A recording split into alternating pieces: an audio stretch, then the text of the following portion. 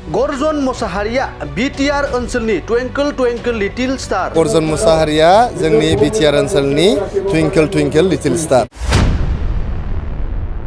बिसायख'थि जोबनायनि उनावनो बिपिएफ आरो इउपिपिएलनि सावरायनाया सोलिफिनगोन। सावरायगासिनो बिपिएफ इउपिपिएल सावरायगासिनो आरो इलेक्सन जोबनायनि उनावबो सावरायगोन। इलेक्सननि सिगांथ' जोबोद मोजां आवगायनानै दङमोन। बिसायख'थिनि थाखायसो बिपिएफ आरो इउपिपिएलनि सावरायनाया थाद'दोंमोन। बेफोर बाथ्राखौ इउपिपिएल दोलोनि गाहाय नेहाथारि राजु नार्जारिया खौरां बिजोंनि गेजेरजों बुंदों। इउपिपिएल दोलोनि गाहाय नेहाथारि राजु नार्जारिया खौरां बिजोंनि गेजेरजों बुंबावदों दि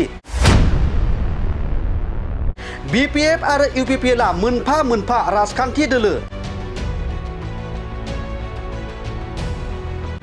राजखान्थि दोलो जायोब्ला बिसायख'थिखौ गेलेखानांगोन, बेखौ जों बयबो मिथिगौ होननानै बाथ्रा बुंदों राजु नार्जारिया। बर' माहारिनि राजखान्थि इयुनखौ नायनानै बिसायख'थि जोबब्लानो बिपिएफ आरो इउपिपिएल बे मोननै राजखान्थि हानजाया जथायै सावरायफिनगोन। लोगोसे बिथाङा बुंबावदों दि सिडली बियाबनि बिसायख'थियाव बिपिएफ आरो इउपिपिएल दोलोनि गेजेरावनो कन्टेस्टआ जागोन आरो बियो इउपिपिएल आरो बिपिएफनि गेजेराव फ्रेन्डलि कन्टेस्ट बादि जागोन होननानै रोखा बाथ्रा फोरमायदों बिथां राजु नार्जारिया। बेनि अनगायैबो बिथां राजु नार्जारिया आरोबाव मा बाथ्रा फोरमायबावखो नोंथांमोना नायलांदो। जोङो सिडली सेमिस्ट्रिखौ देरहाखाबाय। आं मैयाबो बुंदों बाव कन्टेस्टआ रावजोंबो गैया। कन्टेस्टआ इउपिपिएल आरो बिपिएफनि गेजेरावनो जागोन आरो बियो इउपिपिएल बिपिएफजों मोनसे फ्रेन्डलि कन्टेस्ट बायदि जागोन। बे फ्रेन्डलि कन्टेस्टआव जिहेतु सिडली एमएलए समस्तिया जोंनि इउपिपिएलनिखामोन, इउपिपिएलनिनो एमएलए दंमोन बेयाव।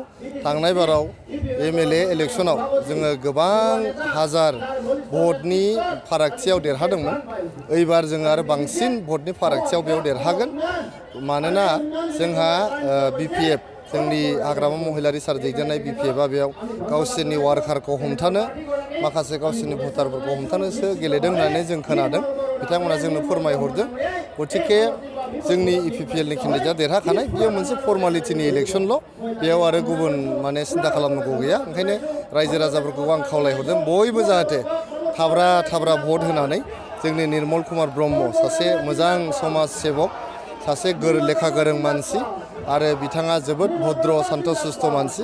बिथांखौ जाहाथे गोबां बिबाङाव भट होनानै जोंनि एनडिएनि इउपिपिएल बिजेपि आरो एजिपिनि केन्डिडेट निर्मल कुमार ब्रह्म आदाखौ देरहाहोयो। सावरायगासिनो बिपिएफ इउपिपिएल सावरायगासिनो आरो इलेक्सन जोबनायनि उनावबो सावरायगोन।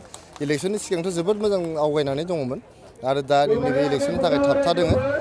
जिहेतु आं मैया बुंखादों जों इउपिपिएलआबो मोनसे पलिटिकेल पार्टि आरो बिपिएफआबो पलिटिकेल पार्टि।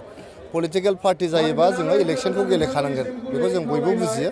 गतिके जोंनि बड'लेण्ड ओनसोलनि इयुनखौ नायनानै, जोंनि बर' माहारिनि राजखान्थियारि इयुनखौ नायनानै जोङो इलेक्सन जोबबानो बिपिएफ आरो इउपिपिएलनि सावरायनायखौ जागायफिनगोन। कंग्रेस दोलोनि दैदेनगिरि गर्जन मोसाहारि बिथाङा इउपिपिएल दोलो बा बिपिएफ दोलो मोननै हान्जाखौबो बर' रायजो राजाफोरखौल' लानानै राजनिति खालामो। आदा गर्जन मोसाहारिया जोंनि बिटिआर ओनसोलनि ट्विंकल ट्विंकल लिटिल स्टार।